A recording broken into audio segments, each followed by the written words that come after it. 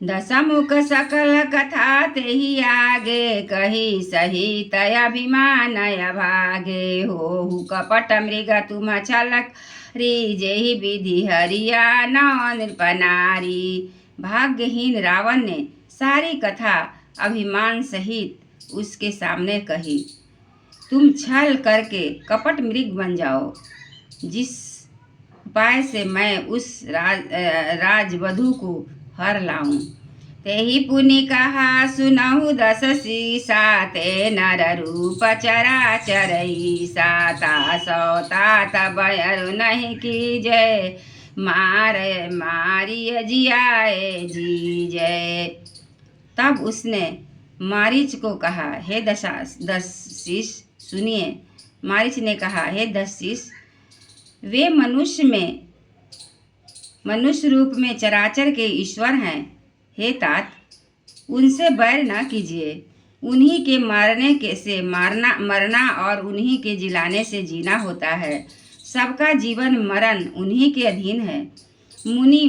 मुनि मखराखन गयउ कुमारा, बिनु फर सर रघुपति मोहि मारा। सत जो जन अयउ छन माही, तिन्ह सन बयरु किए भल नाही। यही राजकुमार मुनि विश्वामित्र जी के यज्ञ की रक्षा के लिए गए थे। उस समय श्री रघुनाथ जी ने बिना फल का बाण मुझे मारा था, जिससे मैं क्षण भर में 100 योजन पर आ गिरा। उनसे बैर करने में भलाई नहीं है। भई मम कीट भृंग की नाई, जहाँ तहाँ मैं देखऊ दो भाई। जो नर तात तदपि अति शूरा, तिन्हि विरोध न आई पूरा। मेरी दशा तो भृंगी के कीड़े की सी हो गई है। अब मैं जहाँ तहाँ श्री राम लक्ष्मण दोनों भाइयों को ही देखता हूँ।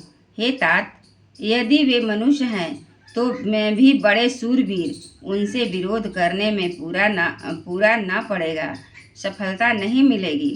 जेहि ताड़ का सुबाहु हति, खंडेउ हर को दंड।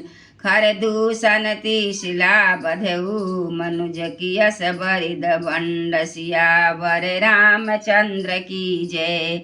जिसने ताड़का और सुबाहु को मारकर शिव जी का धनुष तोड़ दिया और खरदूषण और त्रिशिरा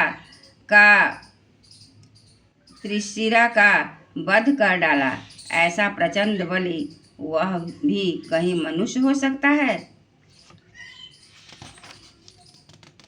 आज कथा इतनी भई, सुनिए वीर हनुमान। आधो में आधा भई, आधो में पुनि आध। सियावर रामचंद्र